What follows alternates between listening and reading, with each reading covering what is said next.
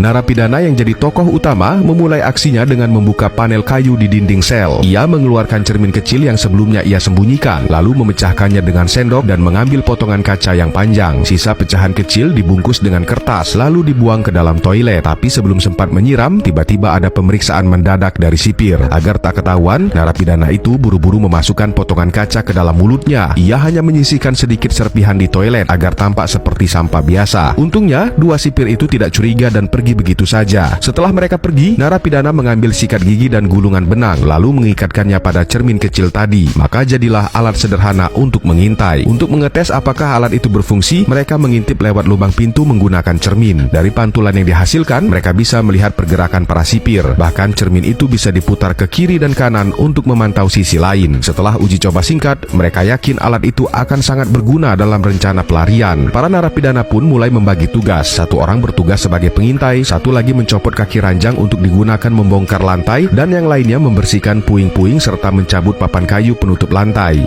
Setelahnya, mereka membungkus kaki ranjang dengan kain agar bisa digunakan untuk memahat tanpa menimbulkan suara keras. Sebelum memulai aksi ini, mereka sudah bekerja sama dengan napi di sel sebelah untuk merusak toilet. Jadi saat mereka mulai memahat lantai, napi di sel sebelah berpura-pura memperbaiki toilet. Suara perbaikan itu akan menutupi suara pahat. Beberapa kali pahat dilakukan, akhirnya mereka berhasil menembus lantai tanpa menimbulkan kecurigaan. Untuk memastikan saluran di bawah terbuka, mereka menyalakan selembar kertas dan melemparkannya ke lubang. Api yang menyala semakin besar menandakan adanya aliran udara, yang berarti terowongan terbuka. Namun mereka belum tahu kemana terowongan itu menuju, maka mereka memutuskan untuk menunggu sampai malam sebelum turun ke bawah. Tapi sebelumnya mereka membuat dua boneka dari kardus untuk mengecoh penjaga. Begitu tali ditarik, boneka itu bisa meniru gerakan manusia dan bahkan melambaikan tangan ke arah penjaga. Saat inspeksi malam tiba, dua narapidana bersembunyi di titik buta kamera. Dari lubang pintu, penjaga melihat 4 sosok. Dua melambaikan tangan, satu tampak tertutup selimut dan bergerak-gerak, semuanya tampak normal. Penjaga pun menutup kembali lubang pintu dan pergi tanpa curiga. Uji coba ini berhasil. Boneka mereka bisa mengecoh penjaga. Begitu penjaga pergi, para narapidana langsung mengambil sendok di meja, membuka skrupnya, dan mengambil gergaji kecil yang disembunyikan di dalamnya. Dengan alat di tangan, mereka membuka lubang yang sudah digali pagi harinya. Dua orang turun ke bawah. Salah satu narapidana mengikat batu di ujung tali, dan ujung satunya diikat ke pergelangan kaki temannya agar bisa menariknya kembali dan lantai bisa ditutup rapat. Setelah menjelajah, mereka menemukan sebuah ruang bawah tanah. Tapi untuk keluar lewat saluran pembuangan, mereka harus menggergaji teralis yang menghalangi jalan. Untungnya mereka sudah siap. Gergaji kecil pun dikeluarkan dan mereka mulai memotong. Tapi demi keamanan, mereka hanya menggergaji sebanyak 15 kali, lalu berhenti untuk mendengarkan keadaan sekitar. Lalu, apakah rencana pelarian ini akan berhasil?